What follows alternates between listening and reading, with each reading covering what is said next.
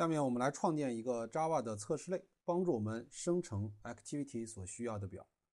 找到我们的 Test Java 这个目录，右键呢，我们来创建一个 Java 类，先给它来一个包的名字 com 点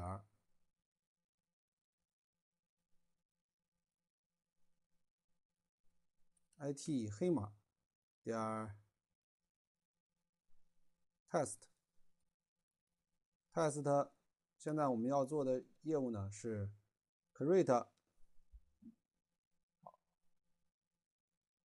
来，接下来呢，我们在这里边创建一个方法 build test create db table。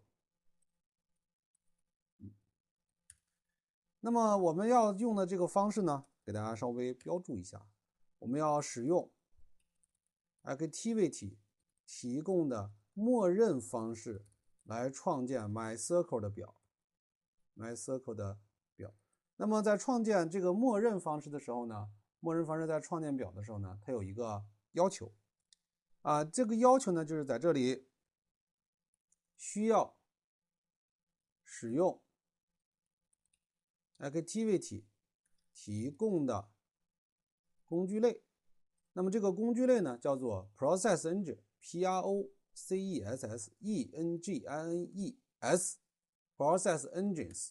那么我们需要用到这个工具类呢，去直接 get 一个 default process engine。我们调用这个 get default process engine 就会得到一个我们需要的 process engine 这么一个对象那么给大家稍微写一下，需要调用人家 activity 提供的工具类 process engines 调用使用方法 get default property get default process engine。那么这个 get default process engine 就会默认从 resource 下读取名字为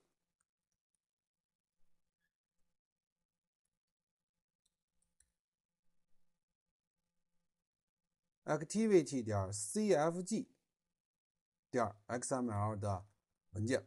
所以我跟大家刚才说过，如果我们要用默认的方式，那么你这个目录和文件名字是不能改的好，到这儿呢，我们读取出来一个这个 process engine。那么这个 process engine 的作用呢，是帮助我们去创建数据库表。好，那接下来我们来输出一下这个 process engine。就这样，它就能帮助我们生成表了。那么这个呢，其实就是在创建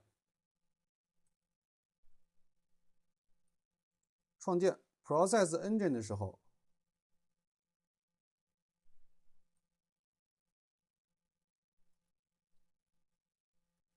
就会创建 MySQL 的表。那接下来呢，咱们给它加一个我们 JUnit 的测试注解，叫 test。然后呢，我们来跑一下这个方法。在跑方法的过程中呢，我们就可以去看一下我们的数据库里边有没有生成表。点 run。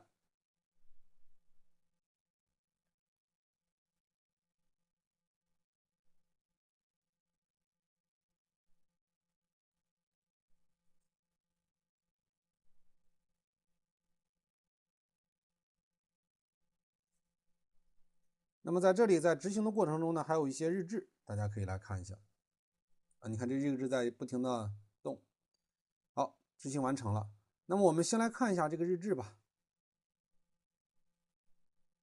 这里有很多的输出，我们往下走。那么到这儿呢，它就已经找到了我们的驱动式 MySQL。找到驱动式 MySQL 呢，这里它就去连接我们的 MySQL 数据库。大家来看这里，连接完 MySQL 数据库呢，它就给我开始做业务了。我们的业务就是创建表，所以它这里有 create table ACTGE 这么一个表，下面还有很多的这样表。创建完成了以后呢，会往里写初始化的数据，默认的数据这里边有很多的创建表的语句。那说明呢，我们已经找到了我们所需要创建表的那个库，并且也往那个库里边创建表了。最后我们来看一下效果，刷新。大家来看，在这里呢，我们创建了这么多张表。跟大家说一下，这种 Activity 给我们提供的工具类呢，会为我们在库里边创建25张表。